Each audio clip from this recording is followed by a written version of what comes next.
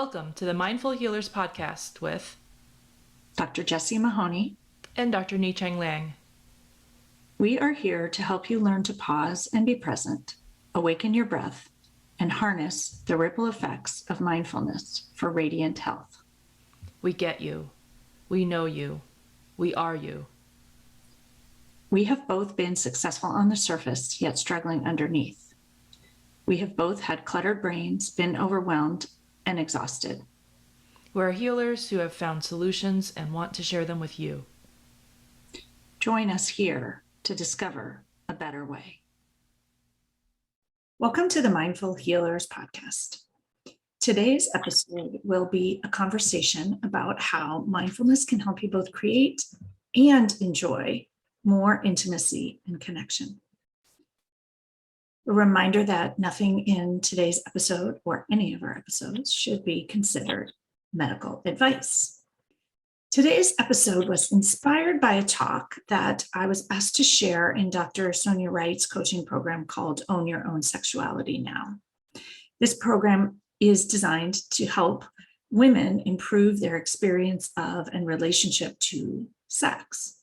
And she had asked me to deliver a talk on how mindfulness could relate to sex and intimacy. And we wanted to share some of the learnings from that talk here. Our intention for today is to share mindfulness as a useful tool to help enhance or improve intimacy, sex, and connection. We hope that you will discover what mindful sex and mindful intimacy means and is, and how bringing mindfulness to sex can be a way to get out of old patterns and enjoy a life better lived, one with more pleasure, more intimacy, and more connection. Takeaways from today's episode are that mindfulness and intention can help you solve some of the intimacy and sex challenges you might face, some of the struggles, and lessen conflicts and potentially feelings of inadequacy. And that when you bring mindfulness to intimacy, it's possible to find more connection, pleasure, peace, and ease around this topic in either your life and or a specific relationship. So the why of this topic for the Mindful Healers podcast, I just wanted to call out that it might seem like an unlikely topic, and yet it isn't, because the Mindful Healers podcast, our mission is to help people live mindfully and discover and enjoy their best life. And intimacy, sex, and connection are actually very much a part of that. They are part of our humanness. And it's the stories and the non-mindfulness around it that make it something that might make it seem like we wouldn't talk about it here. So I think of connection as stress relief and a potential for healing and also a human need. And so enhancing connection and intimacy is actually key and critical to our health and our wellness. And as I often say, it's critical to model good connections for our children and for the world and for the next generation. And reminding you that when we are disconnected and or sex and intimacy are not going well, that 100% causes stress and problems in relationships and disconnection and lack of health. And so having this conversation today is to bring more health, more wellness, more connection, more love, more joy into your lives. So starting with the definition of mindfulness, because I think it helps us understand why it's relevant to the topic of intimacy and sex. Mindfulness is being in the moment and is a way of focusing our attention in the midst of life's distractions. And I want to add that a key component of mindfulness is non-judgment. And perhaps even non-judgment about distraction during intimacy and time in the bedroom, because I think we often judge ourselves even about being distracted and then trying to figure out how to not be distracted. So mindfulness is, as we've talked about many times, noticing.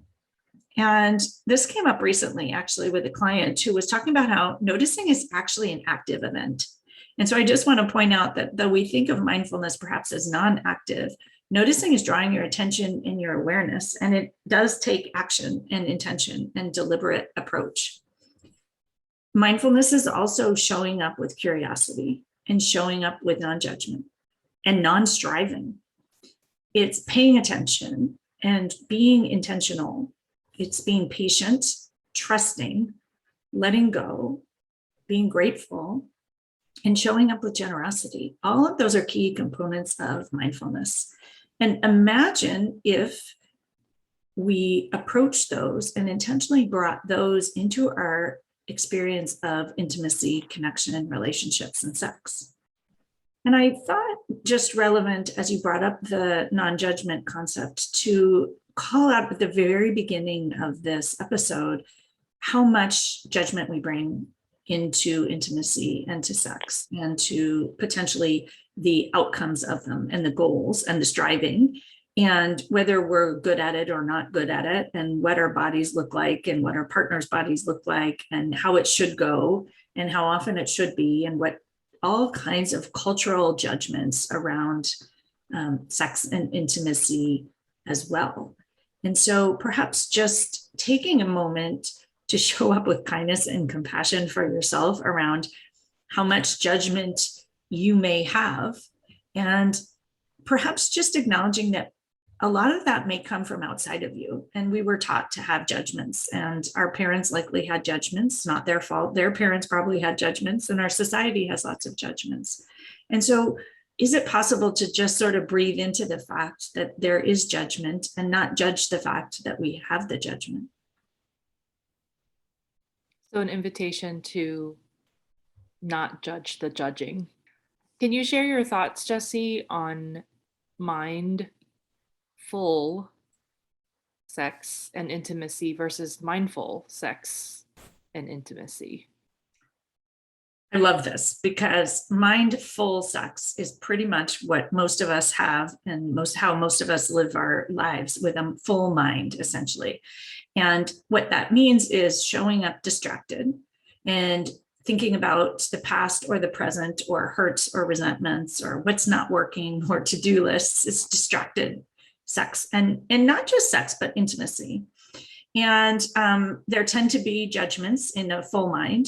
There tend to be lots of stories from our childhood and our parents and about our own experiences.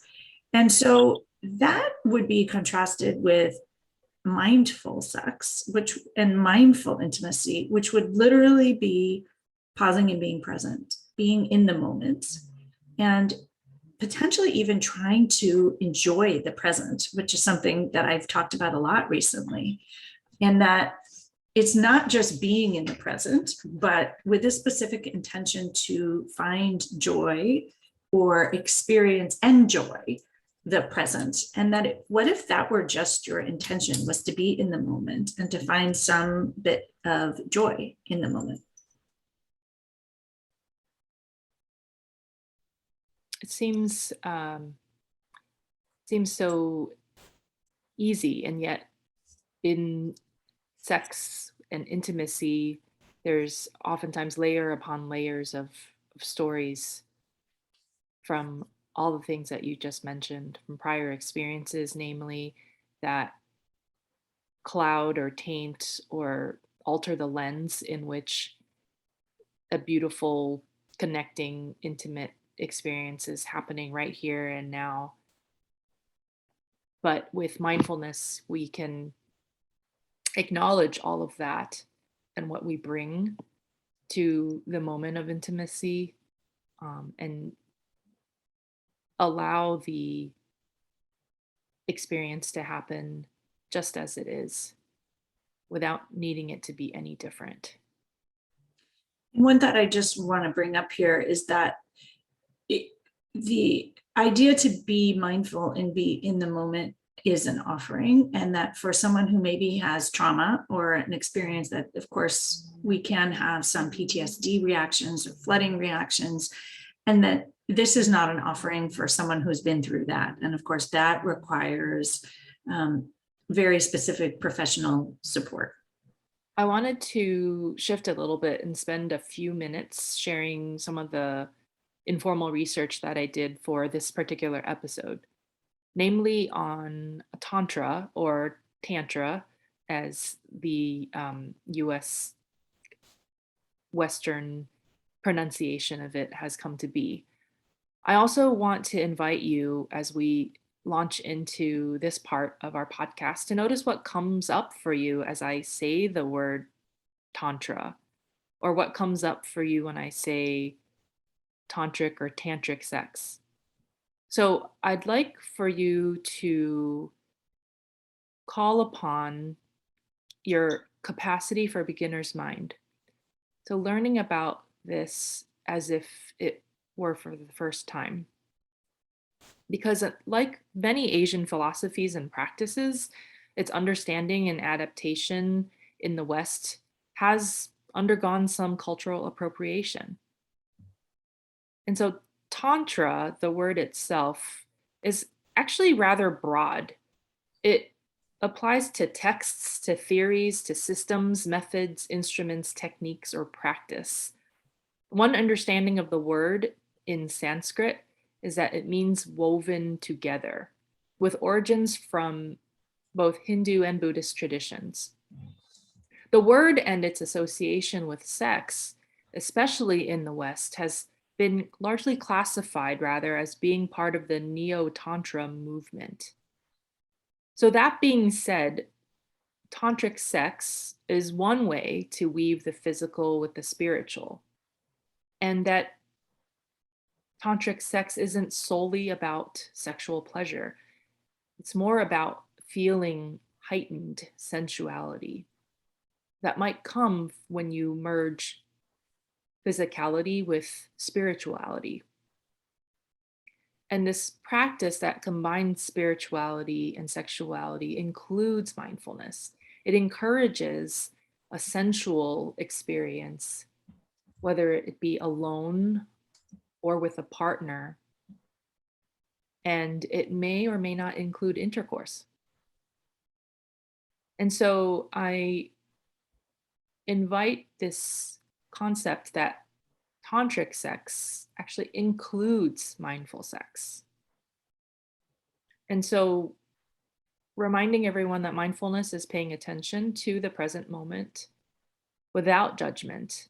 But in other words, another way to look at it is that it's a state of being where the mind and the body are at the same place at the same time. Very necessary for intimacy, irrespective of whether sex is involved. And I just wanted to call out why we included the word intimacy and not just talking about sex, because even the words itself, as you talked about the word tantra or tantra, the idea that the words bring up judgment and the words bring up stories. And so that intimacy for many is a softer way to look at some of these issues and how we show up for them. And taking a moment to pause and just reflect on when someone says the word sex, what does that bring up in your mind? Does it bring up shame? Does it bring up stress? Does it bring up fun? What does it bring up? Does it bring up love? And noticing what your natural habitual reaction to it is.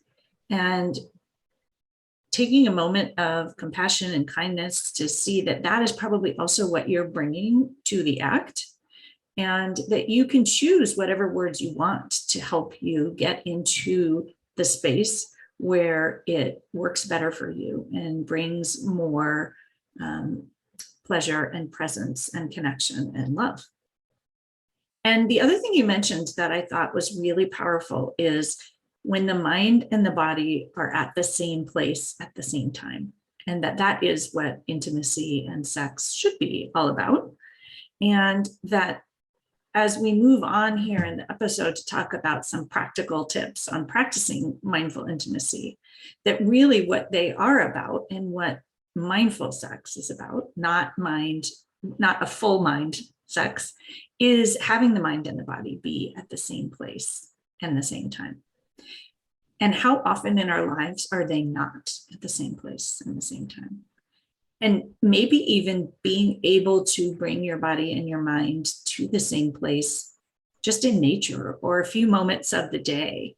That we've talked a bit about rest recently. And when you do that, I think that's actually much more restful. So it's not just for acts of intimacy, but as an act of kindness and compassion and full rest for you.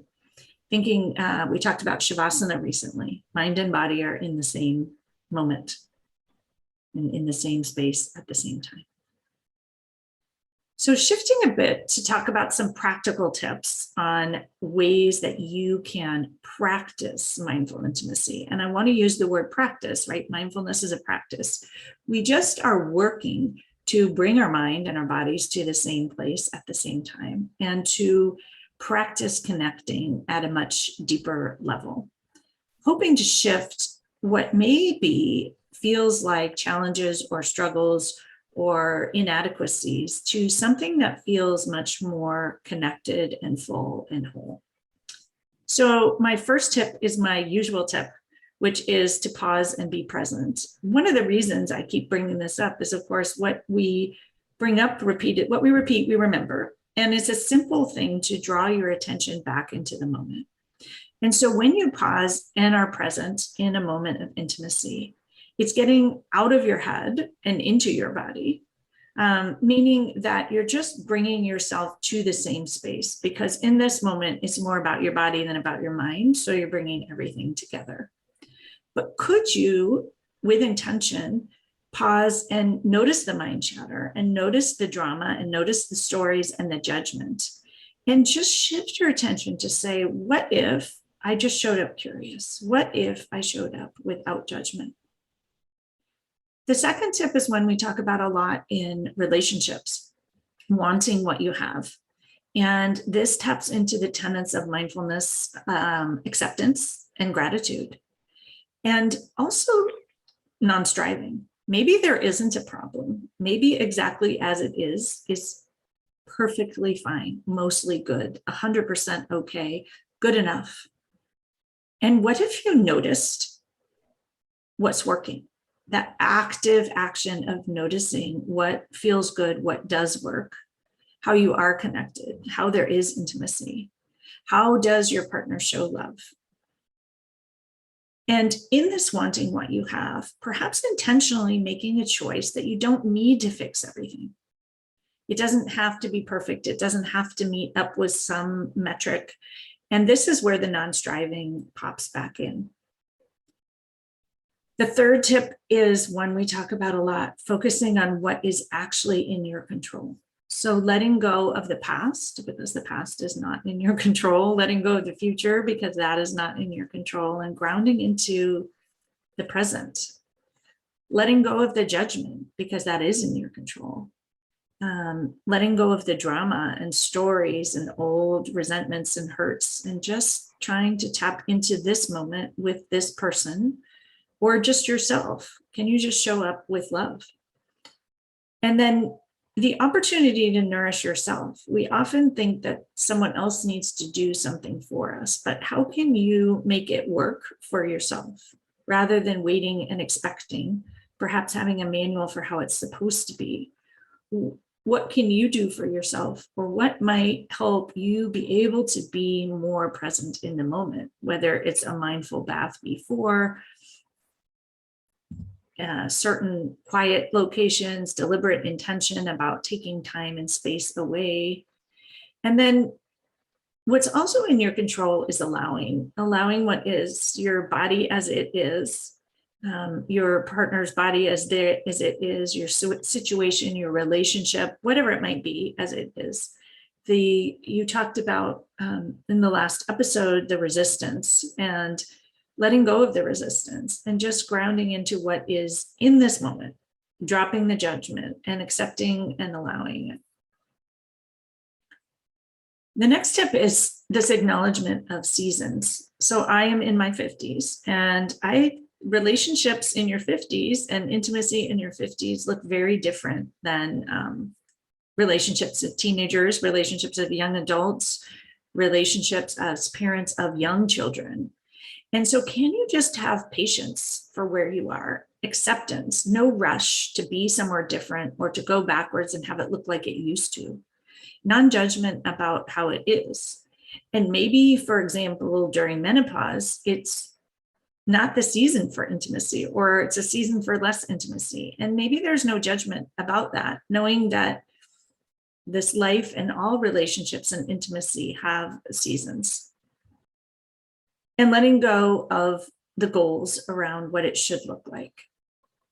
And then the fifth tip to share is the curiosity, which we've talked about. I like to call it intentional curiosity. So curiosity can go both ways. If you ask yourself, why isn't it working? What's wrong with me? What's the problem? That's not particularly helpful curiosity. But what if it were fun? What feels good? What if there wasn't a problem? What if this moment was exactly as it should be? What if all the other things in your head are not a problem for now? So using curiosity to your advantage and noticing to your advantage. And then tapping back into this intention and non-striving and presence. Can you just set an intention to enjoy the present, enjoy the moment, and being in that moment, choosing how you want to feel, not so much the outcome, not so much the striving, but how you want to feel, potentially connected, potentially at peace, potentially loving. What would feel good around intimacy? And letting go of goals and expectations of yourself and others, and just being in the moment. You just might find that it feels very different. And then the last sort of concrete tip is one that I love: grace and compassion for all of it, for your bodies, for the challenges, for the season, for the hurts, for potential injuries, problems that you may have, limitations that you may have, or things that someone has said or done in the past. Can you just have grace and compassion? Sex and intimacy are, in my mind, kind of messy, kind of like, raising children is messy, life is messy, and yet we have some vision about how they're not supposed to be. And so can you bring grace, compassion, and perhaps a bit of humor too, and realizing that when you think of it as messy, it's not a problem if it's messy, and just moving forward from there. So much wisdom and richness in all of these tips. I wanted to offer that many of the formal mindfulness practices, such as those that are taught in curricula like mindfulness-based stress reduction, inclusive of the body scan, mindful movement, mindful walking, and awareness of breath practices, help us cultivate a lot of what you just mentioned, but especially the pausing and being present, cultivating curiosity and compassion. So if you've been curious about developing a regular mindfulness practice, now is as good a time as any. And we'll mention some resources that can help you establish a mindfulness practice towards the end of our podcast. And as always, during our closing few minutes of the podcast, we offer up some reflection questions. What if there isn't truly a problem? Perhaps by applying mindfulness with a highlight on the non-judgmental aspect of noticing what is, you discover that there isn't a problem. What is working well in your intimate relationships and in sex? How is your relationship, intimacy, and sex experience mostly good? Where and how do you already have connection and intimacy right now? And what might you like to try? One next step to move towards something that you aspire or wish for. At the end of this episode, we wanted to offer a couple of opportunities and ideas about how you can bring mindfulness into your life. And if you want to begin a mindfulness practice outside of intimacy and sex to help you be able to apply these tools, whether in the bedroom or outside of the bedroom. So the first offering is my passion, which is mindful yoga. And it's not to learn how to stretch and be in some particular pose or be stronger or look different, but to learn how to be mindful and to bring your mind and your body into the same place. It's also something that potentially a partner or loved one could take part in with you as well, if they chose to want to learn how to be a bit more mindful. So I teach mindful yoga almost every Saturday at 9 a.m. Pacific. And the links to sign up are in the show notes or on my webpage. And I would love to have you join me to learn to become more mindful and to move more mindfully and to learn to reconnect and tap back into your body. You can also try one of my guided meditations available on my website. I'll include the links in the show notes. They are in duration from 1 minute all the way up to 45 minutes. So lots of different offerings for you to try if you'd like. And then remembering also that there are long and intensive courses such as mindfulness-based stress reduction. And I would encourage people to make a commitment at some point to explore that. But if you don't have capacity for that at this time, any mindfulness practice, start where you can, start by starting. And I am all about low activation energy. So a short mindfulness practice is where you can start. And it doesn't have to be hard. You can start with mindfulness in nature. That's an easy way to go and just study a flower, as we talked about, or a tree or a leaf. Enjoy the rain, tap into your senses. So there are lots of opportunities to explore mindfulness, and we would both be more than happy to talk to you about options and approaches and something that might work for you. So as always, we are grateful that you have joined us today. We would be most appreciative if you shared this episode and the podcast in general with others who might enjoy and or be inspired by some of our content. Our goal and mission is to help people enjoy lives more fully, enjoy their loved ones more fully, and to experience the world in a more mindful and present way. And we would love to share this message as far and wide as possible.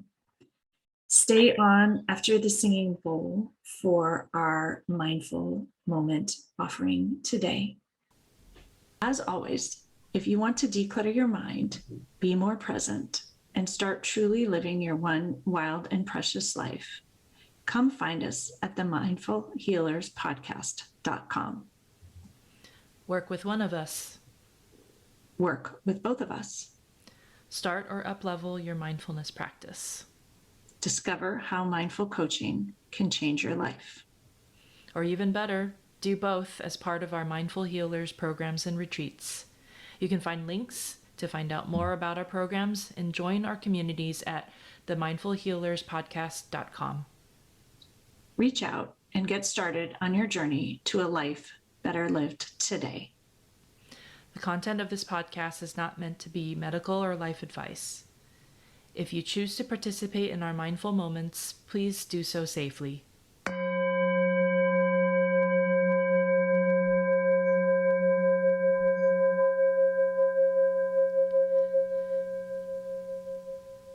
So, around compassion, I wanted to offer at the end of this talk the idea that compassion for ourselves is really the most important thing here in being able to enjoy sex, in my mind. If we don't have compassion for ourselves, it's very hard for us to be connected and present.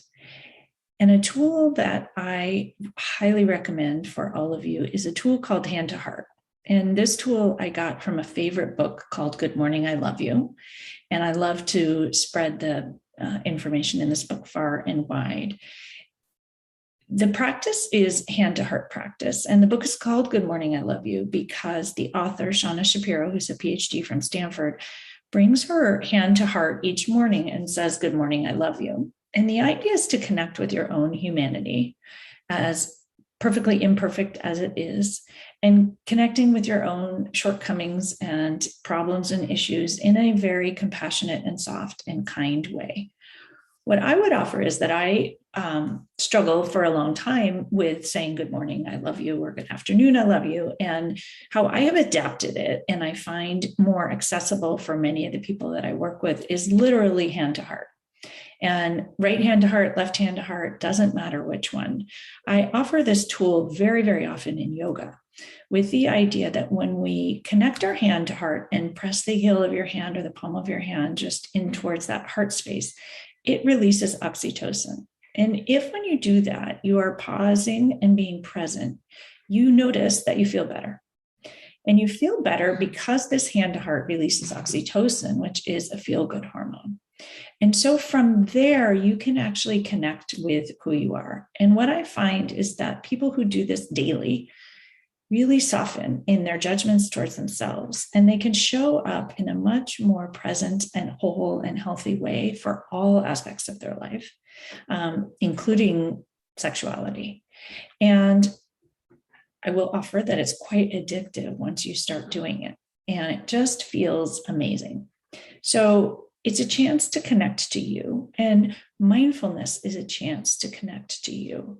And when you tap into mindfulness and tap into compassion or kindness to self, when you do a lot of hand to heart, it is very hard to be mean to yourself on a regular basis. You will notice when you're mean to yourself if you start doing this practice daily. And so, highly recommend. And I wanted to offer at this point a moment of mindfulness practice to actually allow yourself to practice connecting with yourself. And so how I like to do this is find a comfortable seat wherever you are. And if you're driving, you can listen, but please opt out of closing your eyes and being too mindful. So if it's safe for you, ground your sit bones into wherever you happen to be sitting. And if you're walking, perhaps pause, step up to the side. Can you pause in your walk or your exercise and ground your feet into the earth beneath you? And take a moment to just connect with your feet or your sit bones, grounding into whatever firmness and stability lies underneath. And tilt your pelvis forward, tilt that pelvic bowl, rock it forward so you're sitting right atop your ischial spines. And stack your vertebrae one atop the other, all the way up your spine through your neck. Crown of your head reaches towards the sky, neck is long, and drop your shoulders. And take a moment to take in a deep breath here, in through your nose and out through your mouth, noticing how you feel. Hands can rest lightly on your thighs to start. Take in another long, deep inhale through your nose and a huge exhale through your mouth. Bring your left hand to heart and right hand to top, and gently press the heel of your hand into the heart space underneath you. Notice the skin of the top hand press into the skin on the bottom hand, and take in a long, huge inhale through your nose and an exhale through your mouth.